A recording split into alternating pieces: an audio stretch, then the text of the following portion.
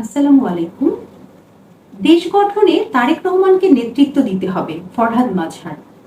আমরা জানি আমাদের সবার পরিচিত লেখক, একজন দার্শনিক, গবেষক ও বুদ্ধিজীবী ফরহাদ মাজহার। উনি গতকালকে এটা বলেছেন যে বাংলাদেশকে নতুন করে গঠন করতে হবে, এজন্য তারেক রহমানকে নেতৃত্ব দেবেন বলে আশা প্রকাশ করছেন। শুক্রবার একটি বেসরকারি টেলিভিশনে দেওয়া সাক্ষাৎকারে নিজের এই প্রত্যাশার কথা জানিয়েছেন তিনি। তবে দেশের নেতৃত্ব নেওয়ার ক্ষেত্রে অবশ্যই সমালোচনার সুযোগ দিতে হবে বলে মনে করেন তিনি।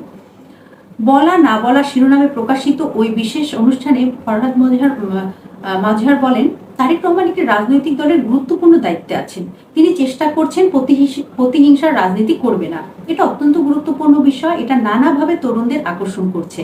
তারেক রহমানকে আপনি পছন্দ করেন আর না করেন, তরুণদের মাঝে তার একটা গ্রহণযোগ্যতা আছে। ফরহাদ মাজহার বলেন, তিনি ইতিমধ্যে আগামী দিনের গঠনতন্ত্র কি হতে পারে তার একটা বক্তব্য তিনি দিতে পেরেছেন। বিএনপির 1972 সালের সংবিধান টেনে নেওয়ার কোনো যুক্তি নাই। বিএনপি বলতে পারে এদেশের জন্য 72 সালের সংবিধান কোনো দরকার নেই। আমরা আমাদের দেশের জন্য উপযোগী একটা গঠনতন্ত্র প্রণয়ন করব এবং সেটা করার জন্য এই সরকারকে সহযোগিতা করব। বিশিষ্ট এই বুদ্ধিজীবী বলেন, তরুণদের আমি বলবো, আপনারা ইচ্ছা করলে তারেকের বিরুদ্ধে ক্যাম্পেইন করে আপনারা তারেককে মুছে ফেলতে পারবেন না। এটা হবে না। কথা বলাও আইনগত ভুল। তারা যদি বলে থাকে এটা ভুল করে বলতে পারে। আমরা এক ফ্যাসিস্ট গেছে, আরেক ফ্যাসিস্ট আনতে চাই না। এটা বিএনপিকে ইঙ্গিত করে বলা হয়েছে। এটা বলার দরকার নেই।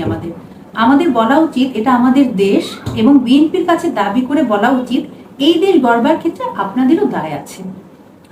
ফরহাদ মাজহার বলেন, বাংলাদেশকে নতুন করে গঠন করতে হবে। এটা আসলেই আপনি এটা ঠেকাতে পারবেন না। সেক্ষেত্রে আমাদের খুব আশা তারেক এই নেতৃত্ব দেবে।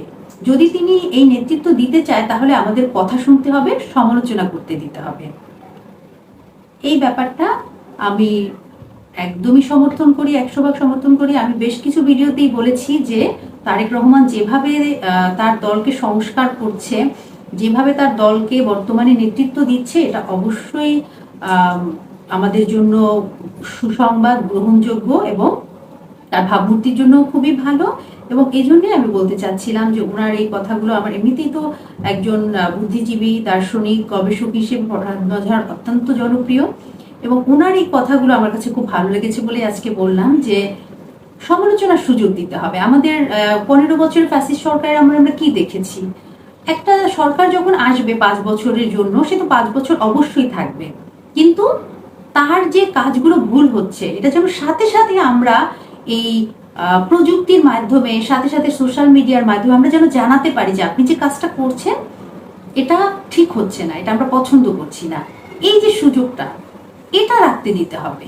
এটা থাকলে অধিকাংশ ভুল যে পদক্ষেপগুলো সরকার নিয়ে থাকে, কিংবা যে পদক্ষেপগুলোর সাথে জনগণের কোনো সম্পৃক্ততা থাকে না, সেটা থেকে বের হয়ে আসার তখন সুযোগ থাকে।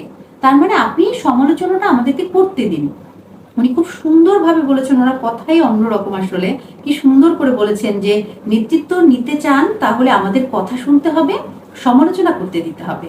এই যে দুইটা লাইন, এই দুইটা লাইন নিয়ে কিন্তু একটা দেশের অনেক কিছু সংস্কার হয়ে যায়, অনেক কিছু বদলে যায়। যেমন আপনি যখন সমালোচনা করতে দিবেন, তখন আমরা সাথে সাথে জানাতে পারবো, এবং সাথে সাথে আপনিও আমাদের কথার উপর ভিত্তি করে আপনার সিদ্ধান্তটা বদলাতে পারবেন। অর্থাৎ যে কোনো সিদ্ধান্তই তখন মানুষের উপর কিন্তু চলে আসে। আমাদেরকে সমালোচনা করতে দিবেন, কথা বলতে দিবেন, গুম করবেন না, খুন করবেন না, এবং ডিজিটাল আইন, যত রকম আপনাদের পক্ষের আইনগুলো বানাবেন না।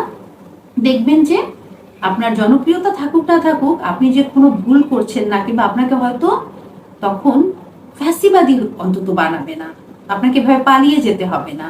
তো ওই দিক দিয়ে আমি বলবো যে এই নেতৃত্বের জায়গাটাতে তো যারা আছেন, বিএনপিকে বলেন, জামাত বলেন, তাদেরকে আমরা বলবো যে আপনারা আসেন, আপনারা নেতৃত্ব দেন, এবং কথা বলতে দিন এবং সমালোচনা করতে দিন। এই দুই লাইনটা আমার খুব খুব ভালো লেগেছে। এই জন্য এটা আমি আরেকবার বলবো যে আমাদের কথা শুনতে হবে এবং সমালোচনা করতে দিতে হবে।